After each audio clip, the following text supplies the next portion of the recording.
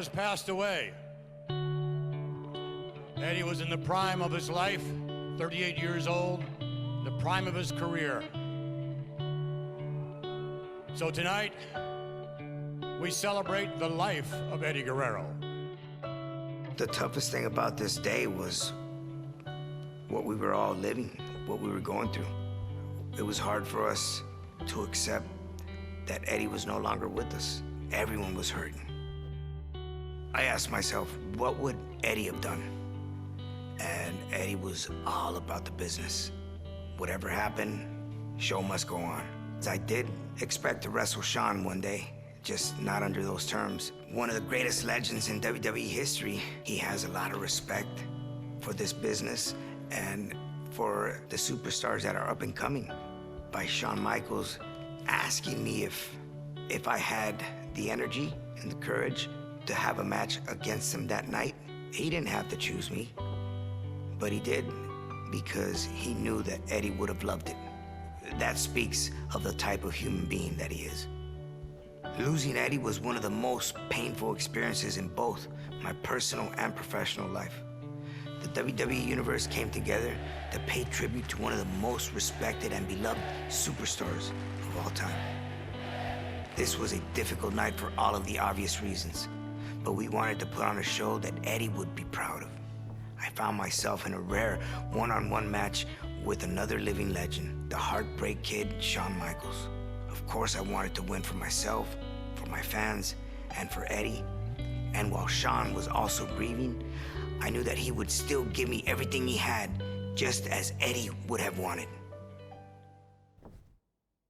That night was heartbreaking, but at the same time, it was special in its own way.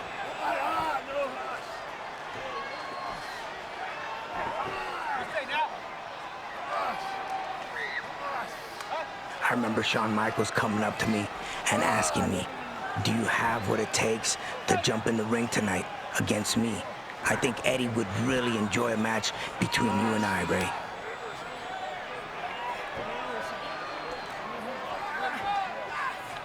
How can I resist? As heartbroken as I was, I knew that Eddie would have loved to continue on. So that's what I did. I knew it was gonna be something special.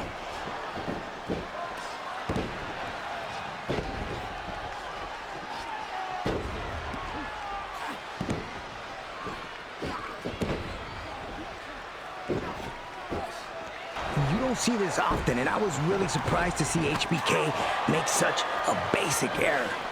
But I was going to capitalize if I could. You have to. There's no other way to put it. I don't think he was necessarily done at this point, but you always gotta try, right? There's no other way. If that 619 connects, I'm thinking to myself, it's over. I remember Shawn biting on that 619 fake out and just thinking to myself, let's go, and just launching myself at him to the floor.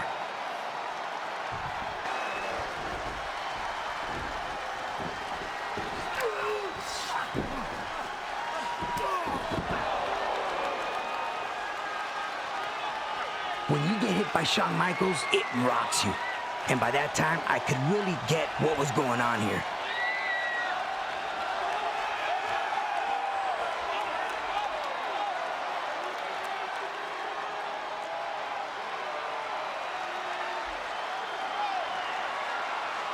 Boom! There's that elbow drop. I was lucky that he didn't try to pin me then. That's because there's a sequence to all of that. He drops the elbow, he nips up, and then he stomps the leg, ready to hit you with that sweet chin music.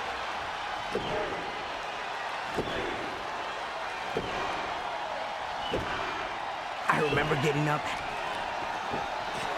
and luckily moved at the right time.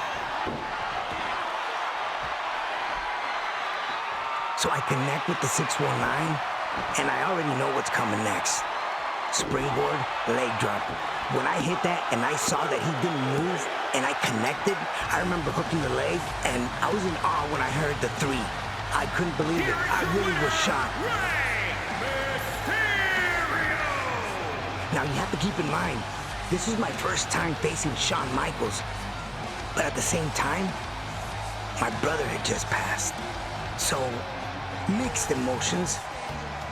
But I felt like a truly blessed man. And I know Eddie was watching. I know Eddie was in that ring. He had a special corner that night and enjoyed every minute of it, just like we did.